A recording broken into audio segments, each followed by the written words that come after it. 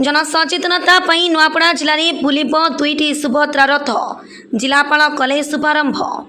महिला सशक्तिकरण पर सरकार महत्वाकांक्षी योजना सुभद्रा संबंध में जनसचेतनता सृष्टि उद्देश्य नुआपड़ा जिलार प्रति ब्लॉक और पंचायत बुलिब सुभद्रा रथ। आज जिलापाल कार्यालय एभली दुईटी सुसज्जित सुभद्रा रथ को सबुज पताका देखाई जिलापाल मधुसूदन दास शुभारंभ करिसेंती।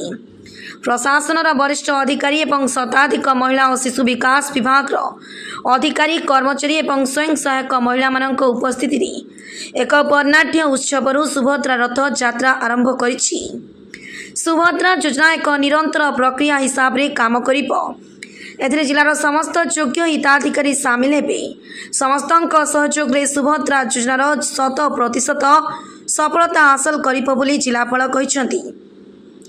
आज कार्यक्रम में अतिरिक्त जिलापाल भीमसेन सबर, सुभाष चंद्र रहित जिला उन्नयन अधिकारी लंबोदर धरुआ, उप जिलापाल जोगेन्द्र माझी, DSW और प्रोग्राम अधिकारी नमिता पाड़ी, जिला सूचना और लोक संपर्क अधिकारी विद्यापति पंडा, अंगनवाड़ी CDPO, सुपरभाइजर कर्मी माने एवं विभिन्न गणमाध्यम प्रतिनिधि उपस्थित थे। नुआपड़ा जिलूर भुवनेश्वर पांडे का रिपोर्ट, OD24 फास्ट न्यूज।